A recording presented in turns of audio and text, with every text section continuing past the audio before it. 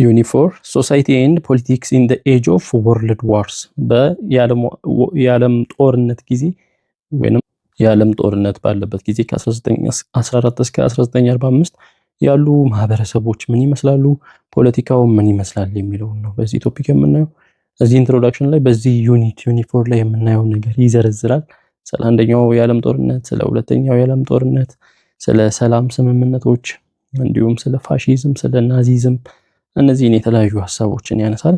ቀጥታ የምንገባው ይሆናል ስለ ወርልድ ዋር 1፣ ስለ ራሽያን ሪቮሉሽን ወይንም የሩሲያ አብዮት፣ ስለ ኢንተርዋር ፒሪየድ በጦርነቱ መሃል ስላለው ጊዜ፣ ስለ ሁለተኛው የዓለም ጦርነት ምናነሳው ነው የሚሆነው።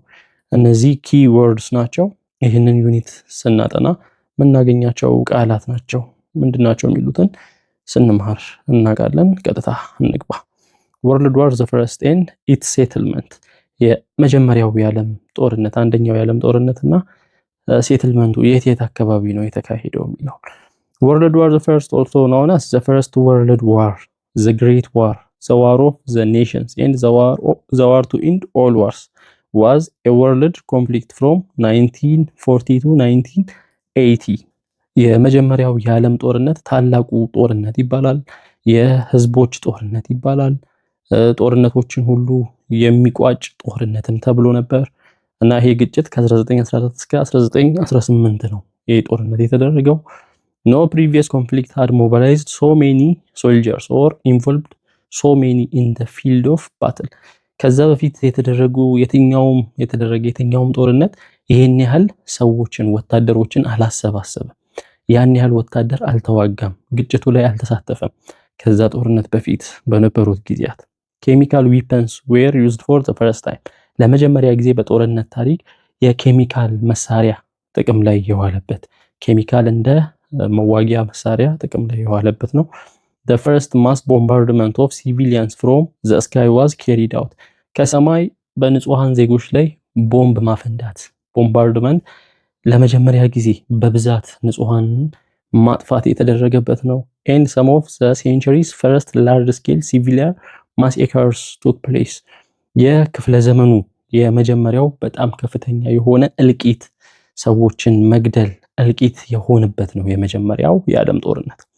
The alliance systems of World War the First የመጀመሪያው የዓለም ጦርነት አላያንስ ወይንም ህብረት፣ የተለያዩ ሀገራት ህብረት ይፈጥራሉ፣ አንድነት ይፈጥራሉ። ያ አንድነት ምን ይመስላል? Despite Germany's power, its geographical position of the center of Europe was precarious and Germany had to live with a permanent hostility to France.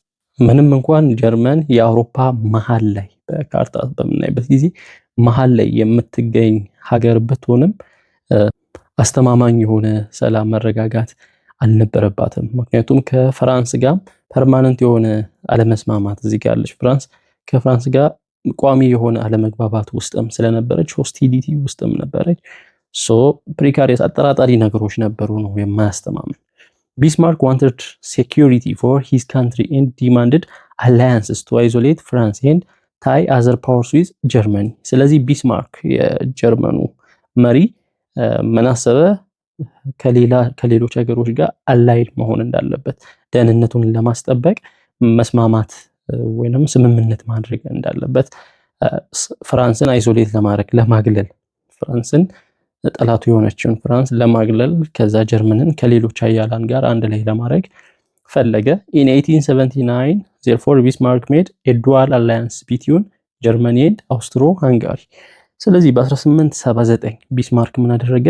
ከአውስትሮ ሃንጋሪ ጋር የሁለትዮሽ ህብረት አደረገ። አውስትሪያ ሃንጋሪ እዚህ ጋር አለች በካርታ በምናይበት ጊዜ ከጀርመን አጠገብ እንዳለች ማየት እንችላለን። The alliance committed each partner to support the other if attacked by Russia. ስምምነቱ ወይንም ህብረቱ ጥቅሙ ምንድነው? ሁለቱም ሀገራት በሩሲያ የሚጠቁ ከሆነ አንዱ ሌላውን ለማገዝ የተደረገ ጓደኝነት ነው ወይንም የወዳጅነት ህብረት ነው። This dual alliance became the cornerstone of German foreign policy up to World War the First. ይህ የሁለትዮሽ ስምምነት ለጀርመን የውጭ ፖሊሲ እስከ የመጀመሪያው ጦርነት እስኪደርስ ድረስ በጣም ቁልፍ የማዕዘን ድንጋይ የሆነ ቁልፍ የሆነ ነገር ነበር ህብረቱ። ለጀርመን በተለይ በጣም ወሳኝ ነበር። in 1882 the dual alliance was expanded into a triple alliance uniting Germany, Austro-Hungary and Italy። እነዚህን ግሩፖች ለይተን እንጻፍ። ትሪፕል አሊያንስ አደገ። ይሄ ዱዋል የሁለትዮሽ የሆነው ህብረት አደገና ሶስት ሀገራት ጀርመኒ፣ አውስትሪዮ ሃንጋሪ እና ኢትሊ ለሶስት አላይ ያደረጉ። ስለዚህ እዚህ ጋር ያሉት ሀገራት ሶስቱ ሀገራት ጀርመን፣ አውስትሮ ሃንጋሪ እና ጣሊያን ናቸው። ወደ ሶስትዮሽ ይሰፋ። ጀርመን አለ፣ አውስትሮ ሃንጋሪ አለ፣ እዚህ ጋር ኢትሊ አለች። የሶስትዮሽ ስምምነት ሆነ፣ አላያንስ ሆነ። in 1890 after Bismarck's departure Germany refused to renew the 1887 treaty between Russia and herself, so Russia wanted to renew it። ቢስማርክ ከለቀቀ በኋላ በ1890 ጀርመን ከራሽያ ጋር ያደረገችውን ስምምነት በ1887 ያደረገችው ስምምነት አለ። ያንን ስምምነት ለማደስ አልፈለገችም ጀርመን፣ ምንም እንኳን ራሽያ ለማደስ ብትፈልግም ስምምነቱን አደሳ ለማስቀጠል ብትፈልግም። Russia therefore believed that German policy had taken a new anti-Russian orientation። ስለዚህ ራሽያ ምን አሰበች? አዲሱ የጀርመን ፖሊሲ ራሽያን የሚቃወም ጸረ ራሽያ የሆነ አካሄድ የሚከተል እንደሆነ አመነች ራሽያ። thus Russia turned to France to escape isolation። ስለዚህ ራሽያ ብቻዋን ላለመሆን ወዴት ፊቷን አዞረች? ወደ ፍራንስ፣ ወደ ፈረንሳይ ፊቷን አዞረች። and the Franco-Russian alliance was established between 1891 and 1894። ከዛ የፈረንሳይና የራሽያ አላያንስ ወይንም ህብረት ፍራንኮ ራሽያን አላያንስ ይባላል። ከ1891 እስከ 1894 ባለው አመት ሆነ አንዱ ራሽያና ፍራንስ። moreover in 1902 Britain made an alliance with Japan which strengthened Britain's position in East Asia and allowed Britain to concentrate more on Europe። ስለዚህ ፍራንስ እና ራሽያ አንድ ሆኑ፣ ህብረትን ፈጠሩ። ብሪቴን ደግሞ ከጃፓን ጋር ህብረት ፈጠረች። ስለዚህ ብሪቴን በኢስት ኤዥያ ወይንም ምዕራብ ማለት ምስራቅ ኤዥያ ላይ እስያ ላይ ያለውን ኃይሏን ወይንም ፖዚሽኗን እንድታጠናከር እዛ ጋር የያዛቻቸውን ቀኝ የገዛቻቸውን ቦታዎች እንድታጠናከር እንዲረዳ ተደረገና ብሪቴን አውሮፓ ላይ ትኩረት እንድታደርግ። ግሬት ብሪቴን ዩሮፕ ውስጥ ነው ያለችው። ከጃፓን ከኤዥያ ሀገር ከጃፓን ጋር ነው ስምምነቱን አንድነቱን ያደረገችው። ስለዚህ ፎከሱን ዩሮፕ ላይ እንድታደርግ አገዛት። in 1904 Britain and France also resolve their colonial differences in an entente ነው የሚለው ይሄ ቃል። በ1904 ብሪቴን እና ፍራንስ ያላቸውን ቅኝ በመግዛት ሀገራትን ቅኝ ሲገዙ ልዩነት ነበር፣ አለመግባባት ነበር። ያንን አለመግባባት አንታንት ማለት ስምምነት ነው። በስምምነት ፈቱ። that means አንታንት ሲባል an agreement which established good relations on the basis that France now accepted the British occupation of Egypt and Britain supported France's interest in Morocco። ስለዚህ ይሄ ስምምነት ምን ያደረገ ነው ከተባለ በተለይ አፍሪካ ላይ ቅኝ የገዙትን ሀገራት ብሪቲሽ ኢጂፕትን የተቆጣጠረችው ወይንም የኢጂፕት ኦኩፔሽን ላይ ያንን ፍራንስ እንድታጸድቅላት ሆነ፣ ተቀበለች። ብሪቴን ደግሞ በተራዋ ፍራንስ ሞሮኮ ላይ ያላትን ፍላጎት ወይንም ሞሮኮን ለመቆጣጠር ያላትን ፍላጎት ፈቀደች። ስለዚህ ሁለቱም ተስማሙ ነው፣ ብሪቲሽ እና ኢጂፕት ፍራንስ። ስለዚህ ሁለቱ ፍራንስ እና ብሪቴን ተስማሙ፣ አላያንስ ፈጠሩ። ያም ኢንታንት በሚባለው። France also encouraged Britain and Russia to resolve their differences። ፍራንስ ይሄ ብቻ ሳይሆን ብሪቴን ከራሽያ ጋር ያላትን አለመግባባትን እንድትፈታ አግባባች ፈረንሳይ። both Britain and Russia wanted an agreement because an agreement would strengthen them against German power። ስለዚህ ሁለቱም ብሪቴንም ራሽያም መስማማት እንዳለባቸው አመኑ ወይንም ፈለጉ። ለምን? ሁለቱም ሲስማሙ የጀርመንን ኃይል መቃወም ይችላሉ፣ ከጀርመን ኃይል በላይ መሆን ይችላሉ ነው። ስለዚህ in 1907 Britain and Russia made an agreement called the Anglo-Russian Entente። ስለዚህ በ1907 ደግሞ ብሪቴን እና ራሽያ፣ ስለዚህ ብሪቴን ከራሽያ ጋር ስምምነት አደረጉ። ስለዚህ ይሄንን እንደዚህ እናደርገዋለን። ብሪቴን ከራሽያ ጋር ስምምነት አደረጉ። በኢንታንት therefore ብሪቴን ዋዝ ናው ዴፊኒትሊ ኢን ዘ ፍራንኮ ራሽያን ካምፕ። ስለዚህ አሁን ብሪቴን ምን ውስጥ ገባች ማለት ነው? በፍራንኮ ራሽያን ካምፕ ውስጥ ገባች። ከፈረንሳይና ከሩሲያ ጎራ ውስጥ ተመደበች ነው ብሪቴን።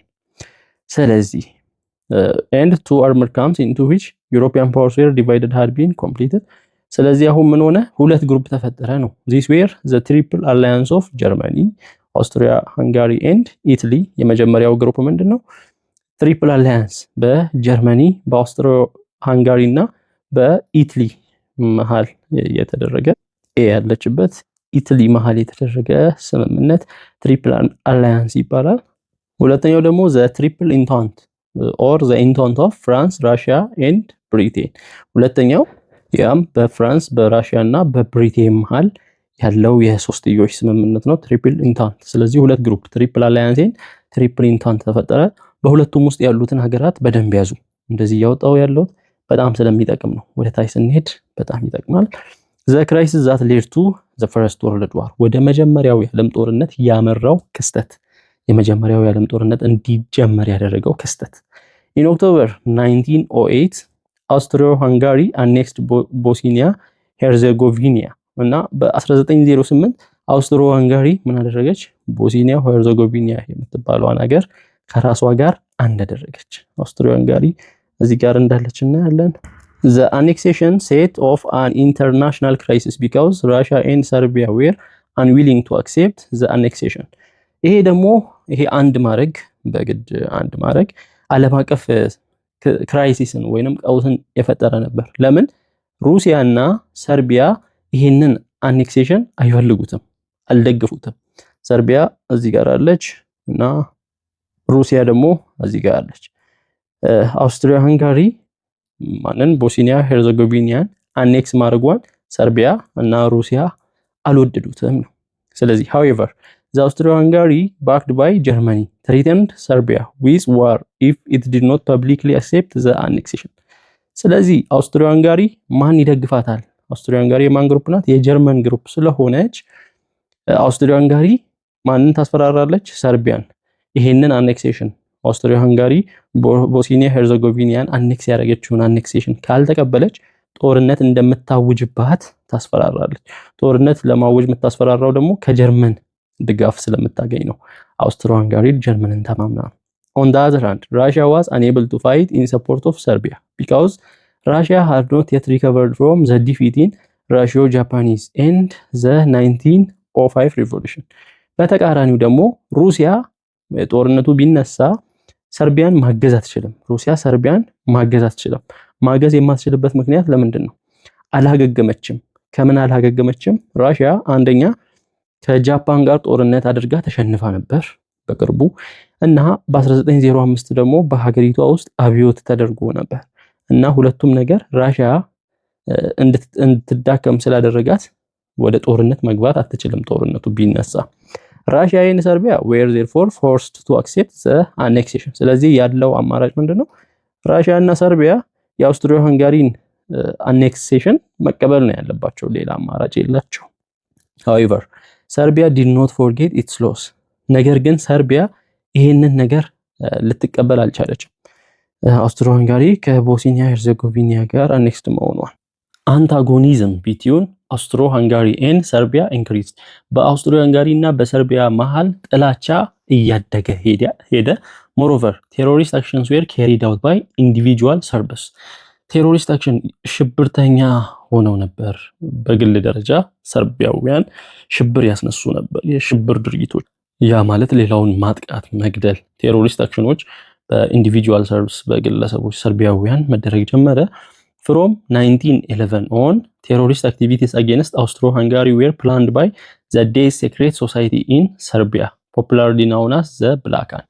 ከ1911 ጀምሮ ይሄ የሽብር እንቅስቃሴ አውስትሮ ሃንጋሪ ላይ የሚደረግ ቴሮሪስት አክቲቪቲ ወይንም የሽብር እንቅስቃሴ በታቀደ መልኩ በዚህ ዴዝ ሴክሬት ሶሳይቲ በሚባለው ወይንም የሞት ሚስጥራዊ ማህበር በሰርቢያ የተቋቋመ በዛ ማህበር ወይንም በሌላ ስሙ ብላክ ሃንድ ጥቁር እጅ ተብሎ በሚጠራው ማህበር ታቅዶ አውስትሮ ሃንጋሪያውያን ላይ ጥቃት መደረግ ተጀመረ።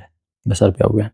This terrorist activity eventually led to the assassination of the heir to the Austro-Hungarian monarchy, Franz Ferdinand, and his wife Sophie Chotek in Sarajevo, the capital of Bosnia, during their visit on June 28, 1940.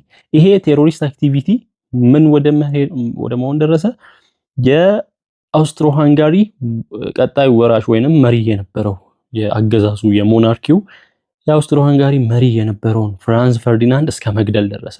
ፍራንዝ ፈርዲናንድ ከሚስቱ ከሶፊ ቾቴክ ጋር ተገደለ። ቀጣይ መሪ ነበር ወይንም ወራሽ ነበር፣ የአውስትሮ ሃንጋሪን ሞናርኪ ወራሽ ነበር። ይሄም ግድያ የተደረገው በሳራጄቮ ነው። ሳራጄቮ ማለት የቦስኒያ ዋና ከተማ። የቦስኒያን ዋና ከተማ በጁን 28 1914 ሊጎበኝ በመጣበት ፍራንዝ ፈርዲናንድ ወይንም የአውስትሮ ሃንጋሪያን ወራሹ መሪው የሚሆን ሰው በመጣበት ነበር የተገደለው። the assassination was carried out by the Bosnian Serb ጋቭሪሎ ፕሪንሲፕ እና ይሄም ግድያው የተካሄደው ቦስኒያዊም ሰርቢያዊም በሆነ ሰው ጋቭሪሎ ፕሪንሲፕ በሚባል ሰው ነው የተደረገው። ይሄ የገደለው ሰው the Sarajevo assassination convinced Austro-Hungary to make war on Serbia። ስለዚህ ይሄ የሳራጄቮ አሳሲኔሽን ግድያ አውስትሮ ሃንጋሪ ሰርቢያ ላይ ጦርነት ማወጅ እንዳለባት አሳመናት። ጀርመኒ soon secretly gave a promise of unconditional support for Austro-Hungary። ጀርመንም ለአውስትሮ ሃንጋሪ ድጋፍ እንደምትሰጥ፣ አንኮንዲሽናል የሆነ ድጋፍ ማለት በምላሹ ምንም ሳትጠብቅ ከአውስትሮ ሃንጋሪ በምላሹ ምንም ሳትጠብቅ ድጋፍ እንደምትሰጥ፣ ጦርነት የምታውጅ ከሆነ ሰርቢያ ላይ ጦርነት የምታውጅ ከሆነ ድጋፍ እንደምትሰጥ ቃል ገባች። ስለዚህ ጀርመኒ even urged Austro-Hungary to attack Serbia as quickly as possible። እንደውም ጀርመን አውስትሮ-ሃንጋሪ ሰርቢያን በተቻለ ፍጥነት ቶሎ ብላ አታክ እንድታጠቃ ታስቸኩላት ነበር።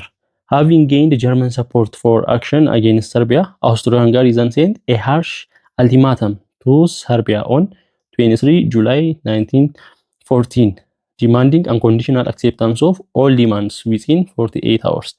ይሄንን ድጋፍ ተከትለው አውስትሮ-ሃንጋሪ ምን አደረገች? ሃርሽ የሆነ አልቲማተም ማለት በቃ አማራጭ የሌለው ውሳኔ፣ ይሄንን ውሳኔ የግድ በ48 ሰዓት መቀበል አለብሽ የሚል ውሳኔ ለሰርቢያ ላከች። ያም ውሳኔ አንኮንዲሽናል አክሴፕታንስ ነው፣ የሆነ የድርድር ምናምን ሳይሆን በቃ ግዴታ የሆነ ውሳኔ፣ ያንን ሰርቢያ እንድትቀበል ትዕዛዝ ላከች። some of the demands endangered Serbia's sovereignty as independent state። ከውሳኔዎቹም ወይንም ከተላከው አልቲማተም አንዳንዶቹ የሰርቢያን ነፃነት ሉዓላዊነት የሚጎዳ ነበር። ሰርቢያ ኢንዲፔንደንት ስቴት ናት ወይንም ራስ ገዝ ስቴት ናት፣ ያንን የሚቃወም ነበር። when Serbia rejected the demands, Austro-Hungary declared war on Serbia on July 28 1914።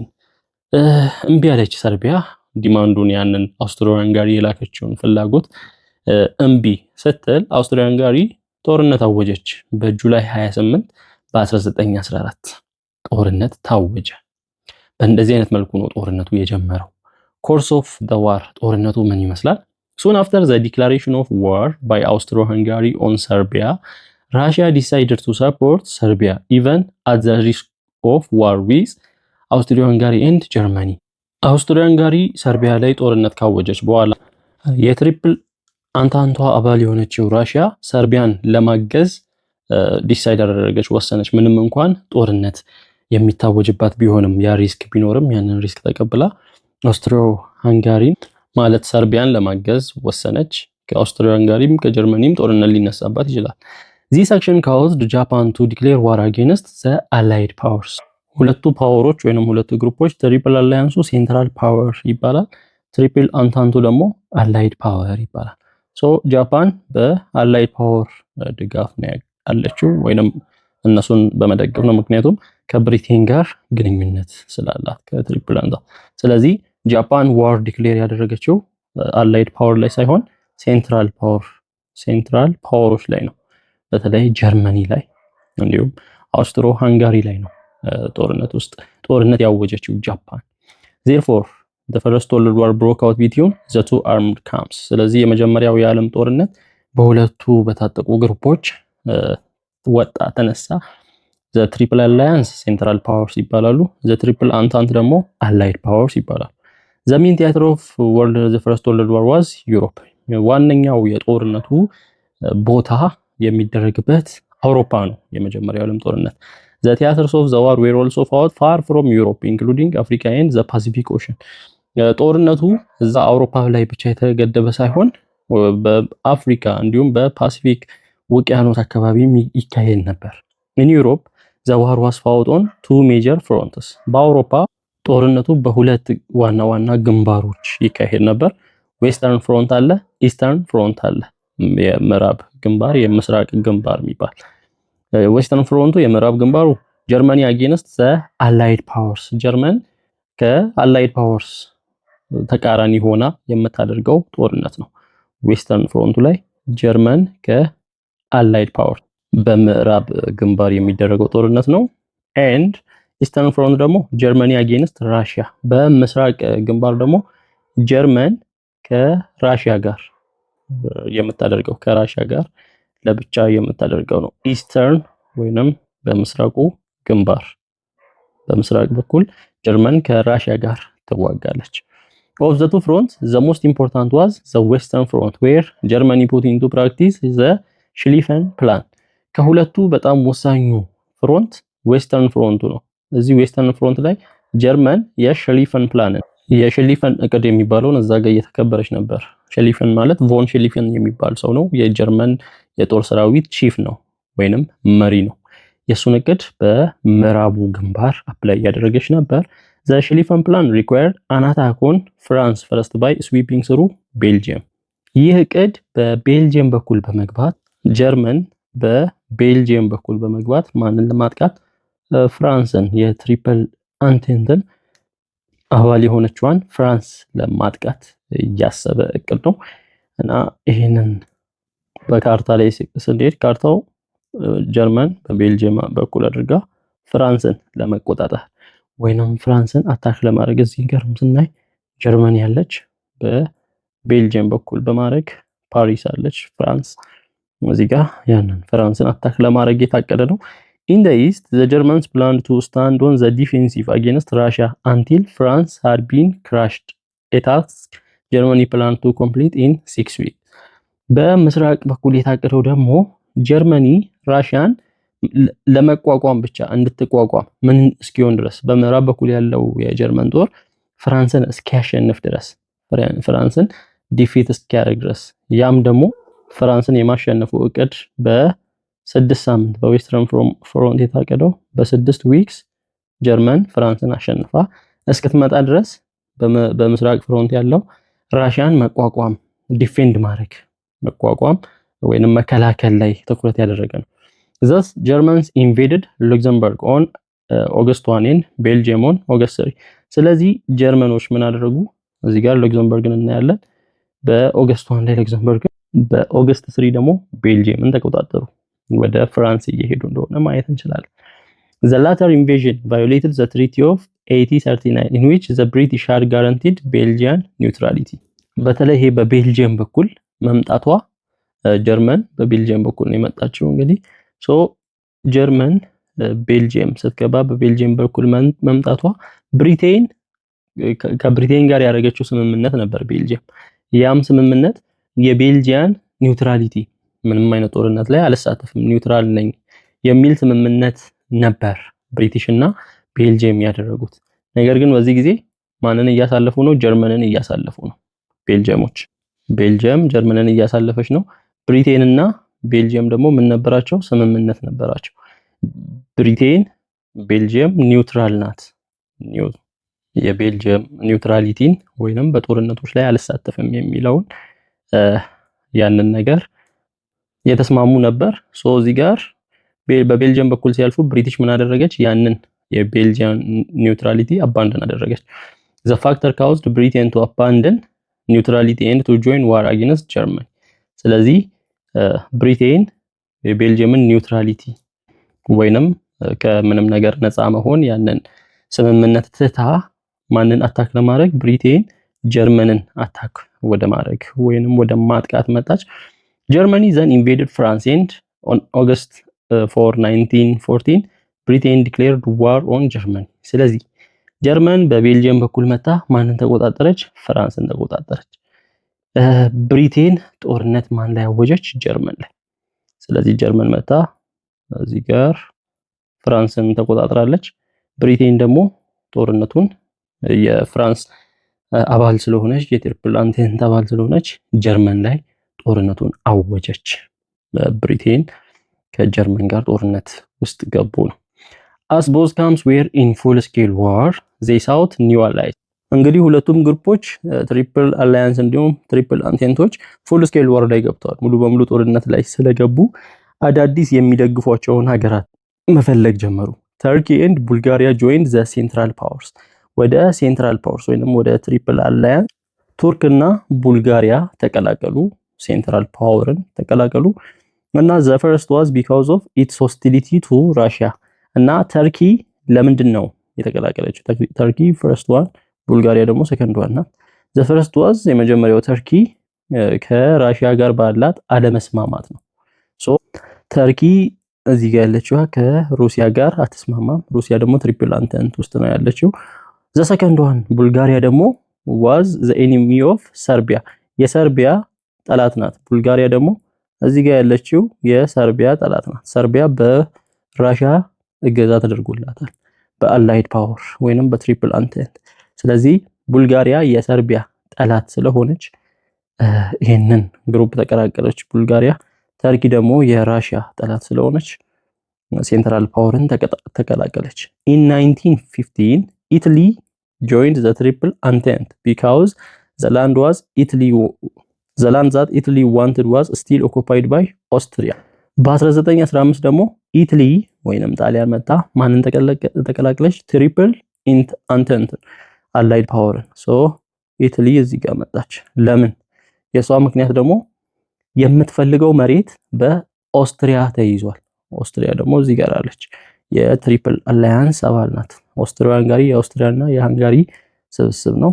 ሶ ከኦስትሪያ ጋር ኢታሊ መግባባት አልነበራትም። የሷ መሬት በኦስትሪያ ተይዞ ነበር። ሮማኒያ joined the allies in 1916 but was quickly defeated።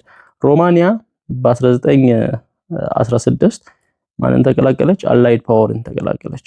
ሮማኒያ እዚህ ጋር ሮማኒያ ገባች በ1916 ግን ወዲያው ተሸነፈች። እዛ ወዲያው ዲፊትድ ሆነች። in the far east Japan honored its alliance with Britain and entered the war። ሶ በሩቅ ምስራቅ ደግሞ ጃፓን የማን ደጋፊ ናት? የብሪቴን ደጋፊ ስለሆነች ብሪቴንን ደግፋ ወደ ጦርነቱ ተቀላቀለች። ማንን አግዛ? አላይድ ፓወር ወይንም ትሪፕል አንቴንትን ደግፋ። the Japanese quickly overran the German colonies in China and the Pacific። የጀርመን ኮሎኒዎች ግዛቶች ነበሩ በቻይና። ጀርመን የተቆጣጠረችው በቻይና እንዲሁም በፓሲፊክ። ስለዚህ ጃፓን ለነዚህ ለትሪፕል አንቴንቶች ስለምትደግፍ የጀርመንን ግዛቶች የት ያሉትን ቻይና ላይ ያሉትን የጀርመን ግዛቶች ቻይና ላይ ያሉትን ፓሲፊክ ወይንም ፓሲፊክ ውቅያኖስ እዛ ያሉትን ጃፓን ምን ማድረግ ጀመረች? እዛ ያሉትን የጀርመን ግዛቶች መውረር ጀመረች እና ኦቨርራን ማድረግ ጀመረች ጀርመኖችን። ከዛ ማባረር ጀመረች። much of the first world wars combat involved trench warfare where hundreds of men died for each meter of land gained። አብዛኛው ጦርነት እነዚህ በቦይ ውስጥ መሬት ተቆፍሮ በቦይ ውስጥ ነበር ሲካሄድ የነበረው እና በብዙ የሚቆጠሩ ሰዎች ይሞቱ ነበር። many of the deadliest battles in history occurred during the first world war። በጣም በታሪክ ብዙ ሰው የሞተበት ጦርነት ነው። በታሪክ የመጀመሪያው የዓለም ጦርነት ብዙ ሰው የሞተበት በጣም ገዳይ የሆነ ጦርነት ነበር። such battles include ይሄ ጦርነት ቤልጂየምን ወይንም ሞንስ ይባላሉ፣ ታነርበርግ ጀርመኒዎች ታነርበርግ፣ ማርን ፍራንሶች፣ የፕሪስ ቤልጂየሞች፣ ጋሊፖሊ ተርኪዎች፣ ቨርዳን ፍራንሶች፣ ጁትላንድ ዴንማርክ፣ ሶም ፍራንሶች፣ ኤሚየንስ ፍራንሶች እነዚህን ያካተተ ነበር ጦርነቱ። አርቲለሪ was responsible for the largest number of casualties during the war። ብዙ ሰዎችን የጎዳውና የገደለው የጦር መሳሪያ መድፍ ነበር። አርትለሪ መድፍ ነበር በዚህ ጦርነት። The First World War also saw the use of chemical warfare and aerial bombardment። ይሄ የመጀመሪያው የዓለም ጦርነት በኬሚካል ሰውን መግደል የተደረገበት እንዲሁም በአየር ቦምብ የተጣለበት በአየር ቦምባርድመንት የተደረገበት ንጹሃን የሞቱበት ነው። Both of which had been outlawed by the 1907 Hague Convention። ይሄ በ1907ቱ በሄግ ኮንቬንሽን የተከለከለ ነገር ነበር። ኬሚካል ዌርፌርም ኤራል ቦምባርድመንትም የማይቻል ነገር ነበር፣ ግን በጦርነቱ ተደረገ። U-boats or submarines were first used in combat shortly after the war began። ጦርነቱ እንደተጀመረ ነው U-boats የባህር ኃይል ላይ submarines የባህር ኃይል ጦርነትን መደረግ የጀመረው። Tanks were developed and used for the first time during this war። ታንክ ለመጀመሪያ ጊዜ ተፈልስፎ ወይንም ተፈጥሮ ለጦርነት ዓላማ የዋለበት ነው ይሄ የመጀመሪያው የዓለም ጦርነት። Two events proved decisive in the course of the war. First, the withdrawal of Russia from the First World War was made because of the outbreak of the October 1917 revolution። በዚህ ጦርነት ሁለት ኢቨንቶች ዲሳይሲቭ የሆኑ ወይንም በጣም ወሳኝ የሆኑ ኢቨንቶች ነበሩ። የመጀመሪያው ሩሲያ ከጦርነቱ ወጣች ከመጀመሪያው የዓለም ጦርነት። ምክንያቱም በ1917 በሩሲያ ሀገር አብዮት ተነሳ በጥቅምት 1917። In December, the Central Powers signed an armistice with Russia, followed by Brest-Litovsk Peace Treaty on March 3, 1918። በኋላ ደግሞ ዲሴምበር ላይ ሴንትራል ፓወሮች ከማን ጋር እዚህ ካለችው ከራሺያ ጋር ስምምነት ተፈራረሙ፣ የሰላም ስምምነት። ያም የሰላም ስምምነት ብሬስት ሊቶቭስክ ያው የራሺያ ስም ነው እንደዚህ ሊቶቭስክ ፒስ ትሪቲ የሚባለው የሰላም ስምምነት እንዲሁም አርሚስቲስ የተኩስ አቁም ስምምነት ወይንም ትጥቅ መፍታት ከራሺያ ጋር ተፈራረሙ ሴንትራል ፓወሮች። ሁለተኛው second the US joined the war on the side of the allies። ሁለተኛው ደግሞ ዩናይትድ ስቴትስ በአላይዶች ጎን ሆና ዩናይትድ ስቴትስ ጦርነቱን ተቀላቀለች። አሜሪካ ጦርነቱን ተቀላቀለች በጦርነቱ እንዲቆም ካደረጉ ምክንያቶች ሁለተኛው ነው። In December 1916 President Woodrow Wilson of the USA attempted to negotiate with the two camps but neither of them accepted him። በ1916 በዲሴምበር የአሜሪካ ፕሬዝዳንት የዩኤስኤ ፕሬዝዳንት የነበረው ውድሮ ዊልሰን የሁለቱን ጎራዎች ሊያደራድር ፈልጎ ነበር። ትሪፕል አላያንስንም ትሪፕል አንቴንትንም ወይንም ሴንትራል ፓወርስንም አላይድ ፓወርስንም ሊያደራድር ፈልጎ ነበር። ፕሬዝዳንቱ ግን አልሰሙትም ሁለቱም ቡድኖች። When German government continued the unrestricted submarine warfare against US commercial ships, USA declares war on the Central Powers on April 6, 1917። የጀርመን ጦር የባህር ኃይል ጦር የዩኤስ ኮሜርሻል ሺፖችን ወይንም የንግድ መርከቦችን ያጋይ ነበርና ስለዚህ ጀርመን አንሪስትሪክት በሆነ መልኩ የዩኤስ ሺፖችን ወይንም መርከቦችን ያጋይ ስለነበር ዩኤስ አላይድ ፓወርን ተቀላቅላ ሴንትራል ፓወሮችን አጠቃች ማለት ነው ጀርመን ያለችበትን። The Allied powers then launched an offensive on the Central Powers። ስለዚህ አላይድ ፓወሮች ሴንትራል ፓወር ላይ ጥቃት አደረጉ which resulted in the disintegration of the Central Powers። ስለዚህ አላይድ ፓወሮች ሴንትራል ፓወር ሲያጠቁ ሴንትራል ፓወር ውልቅልቁ ወጣ ወይንም ተሸነፈ። The end of the war የጦርነቱ ማብቂያ። Bulgaria was the first of the Central Powers to sign an armistice on September 29, 1918። ቡልጋሪያ የመጀመሪያዋ ነበረች የተኩስ አቁምን ለመፈረም ከሴንትራል ፓወሮች የተኩስ አቁም ስምምነትን ለመፈረም የመጀመሪያዋ ሀገር ነበረች። On October 30 Ottoman Empire capitulated። በኦክቶበር 30 የኦቶማን ግዛት እጅ ሰጠ። ኦቶማን ኢምፓየር ማለት ቱርክ እንደማለት ነው። ከሴንትራል ፓወሮች የኦቶማን ኢምፓየር የኦቶማን ግዛት እጅ ሰጠ። On November 3 Austria-Hungary sent demanded an armistice in terms of peace። በኖቨምበር 3 ደግሞ አውስትሪያ ሃንጋሪ የተኩስ አቁም እንደምትፈልግ መልእክት ላከች። ስለዚህ የተኩስ አቁም እያደረጉ ነው፣ ሰላም እንደምትፈልግ። The armistice with Austria was granted on November 4. ከኦስትሪያ ጋር ያለው የተኩስ አቁም በኖቨምበር 4 ተፈቀደ ጸደቀ። Austria and Hungary had signed separate armistices following the overthrow of the Habsburg monarchy. ስለዚህ ኦስትሪያ እና ሃንጋሪ ለየብቻቸው ነው የተኩስ አቁምን የፈረሙት። የሃብስበርግ ሞናርኪ ወይንም አገዛዝ በኦስትሪያ ሃንጋሪ ላይ ከወደቀ በኋላ The outbreak of the German Revolution forced Emperor Wilhelm II to abdicate. የጀርመን ሪቮሉሽን ወይንም አብዮት ደግሞ መነሳት የጀርመን ኢምፔሪየር ገዢ የነበረው ዊሊያም II ስልጣኑን በገዛ ፍቃድ እንዲለቅ አደረገው። A republic was proclaimed on November 9, marking the end of the German Empire. ስለዚህ ሪፐብሊክ ተፈጠረ ነው። የጀርመን ግዛት ኢንዶ አድርጎ አቁሞ ሪፐብሊክ የሚባል ተፈጠረ። The Kaiser fled the next day to the Netherlands, which granted him political asylum. ስለዚህ ይሄ ካይዘር የጀርመን ለኢምፔሪየር የሚሰጥ የማዕረግ ስም ነው። ካይዘሩ ወደ ኔዘርላንድስ ነው የሸሸው። ኔዘርላንድ ሀገር ደግሞ አሳይለም ሰጡት። አሳይለም ማለት በፖለቲካ ምክንያት አንድ ሰው ከአንድ ሀገር ወደ ሌላ ሀገር በሚሄድበት ጊዜ ያቺ ሀገር ከለላ ትሰጣለች። ለምሳሌ በኢትዮጵያ ኮሎኔል መንግስቱ ኃይለማርያም ወደ ዚምባብዌ ሸሽቶ እዛ በአሳይለም ነው ያለው። እዛ ዚምባብዌ ተቀብለው ከለላ ሰጣው። እንደዚህ ወደ ኔዘርላንድስ ሄደ የጀርመኑ ኢምፓየር ዊልሄልም II። On November 11 Germany signed an armistice with the Allies. በኖቨምበር 11 ኖቨምበር ማለት 11ኛው ወር ነው በውጮቹ። ህዳር ቀደም ታሳስ ብያለሁ። ህዳር 11 ጀርመን የአርሚስቲስን ወይንም የተኩስ አቁም ስምምነትን ከአላይስ ጋር ከአላይድ ፓወርስ ጋር ተፈራረመች። So on the 11th day of the 11th month at the 11th hour it was official the war was over. በቀን 11ኛ ወር በ11 ሰዓት በኦፊሻሊ ጦርነቱ ተጠናቀቀ።